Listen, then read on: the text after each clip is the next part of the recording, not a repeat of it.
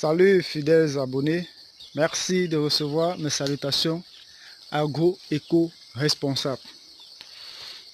Dans cette vidéo, nous allons faire une petite balade dans notre exploitation de bananes plantains qui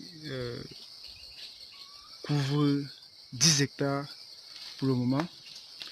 L'objectif à terme, c'est d'atteindre 100 hectares.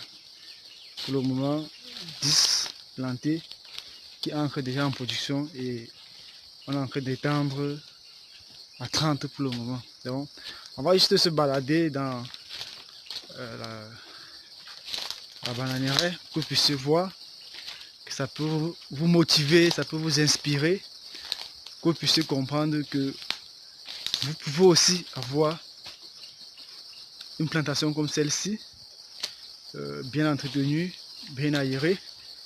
Comme vous pouvez voir, là ce sont nos poulets qui se baladent en champ. Donc vous savez, chez nous c'est l'agroécologie, c'est naturel, c'est maintenir l'environnement tel qu'il est. Comme vous pouvez voir, si vous observez bien, vous allez voir qu'autour de nos pieds de bananes plantées, nous n'avons pas assez. Ça veut dire que la dernière fois, on nous a présenté comment est-ce qu'on faisait l'éotonnage. Donc il est important de faire régulièrement l'éotonnage afin de maintenir au moins un rejeton.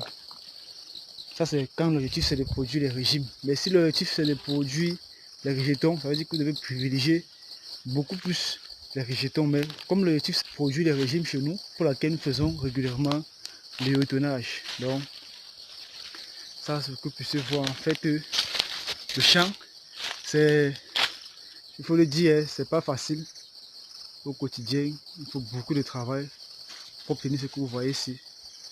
Et ça demande beaucoup d'efforts, beaucoup de personnel. Donc, chers agripreneurs, je profite de cette petite balade dans notre exploitation.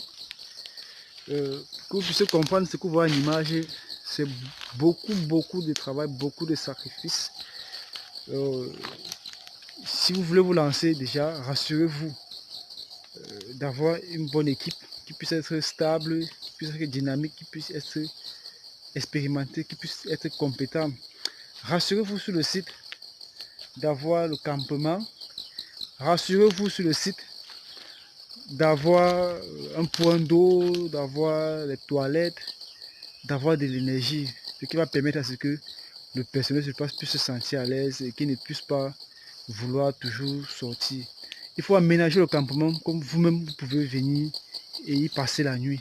Ne pas faire le campement comme si vous faites le campement juste pour les prisonniers ou bien comme pour les personnes qui travaillent juste la bourse. Non, il faut dire c'est le personnel qui travaille pour vous qui va vous rapporter de l'argent, qui va vous rendre riche. Donc il faudrait aussi prendre soin d'eux, il faut aussi vous rassurer qu'ils puissent être dans de très bonnes conditions, bien aménager le campement, bien aménager le site et en retour, cela va se répercuter dans la plantation comme vous voyez ici.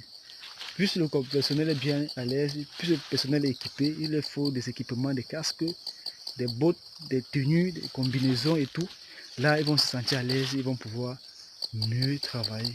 Et le fait aussi de leur donner des équipements, ça leur permet d'être concentrés sur le travail, ça leur permet d'être plus visionnaires et eux aussi, ils sont fiers, ils se vantent avec cette tenue autre au quartier. Ça attire aussi des nouvelles personnes qui veulent travailler. Donc, vous voyez là, ce sont les poulets avec qui on se balade en champ là et eux aussi c'est un très grand rôle qu'ils jouent sur le plan écologique. Bon, on va pas s'attarder là-dessus, c'est pas ce qui nous intéresse.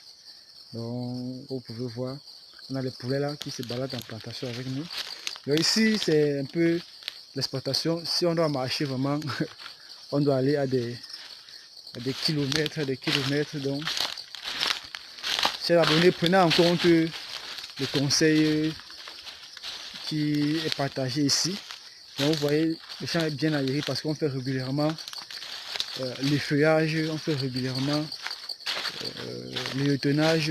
Donc ça empêche que le champ puisse être attaqué par des éventuelles maladies et autres. Mais ici, nous n'utilisons pas d'engrais chimiques. Pas d'engrais chimiques, non. Il y a énormément de plants qui sont là. Donc ça fait que là maintenant, les rejetons que nous retirons ici, on essaie d'étendre l'exploitation avec. C'est aussi ça l'avantage de la culture de bananes plantains, c'est-à-dire que vous pouvez vous lancer sur une superficie donnée et puis vous prélever les rejetons sur votre site pour étendre l'exploitation. Donc, chers agripreneurs, c'était juste une petite balade dans notre exploitation pour que vous puissiez un peu voir ce que nous faisons, où nous en sommes, où nous voulons aller, et que cela puisse vous motiver, que cela puisse vous galvaniser, que vous aussi pouvez une exploitation comme commencer dans votre potentiel financier, le potentiel foncier, mais dites-vous qu'avec le temps, grandir, avec le temps, vous allez pouvoir avoir aussi des choses comme ça, beaucoup de négation aussi personnel que cela percuter la situation. Chers agriculteurs, la terre est vraiment, on ne triche pas avec elle. Alors ne pas tricher, c'est mettre la loi des 4 S en exergue, la TZL, la 8E, la 3D, la pyramide des 5 et le résultat, comme vous voyez ici en champ. Là déjà, on a les premiers régimes qui sortent. Donc, quelques mois, les premières récoltes vont se faire. On peut voir en image là. Et ici, on a une diversité de régimes. On a des régimes, on a une diversité de régimes, on a des fringes, on a des biquets banga, on a des batailles et autres, mais en majorité, on a beaucoup plus des fringes géants quoi. Donc, restez abonnés, restez sur le côté, abonnez-vous à la chaîne, partagez afin que nous puissions impacter le maximum d'agripreneurs, le maximum d'Africains, le maximum de diasporantins, que nous puissions venir investir chez nous, car la terre c'est ce qu'on a de mieux, la terre c'est ce qu'on a de plus cher, c'est ça, c'est notre richesse, alors à nous de l'entretenir. À très bientôt chez les agripreneurs, ciao.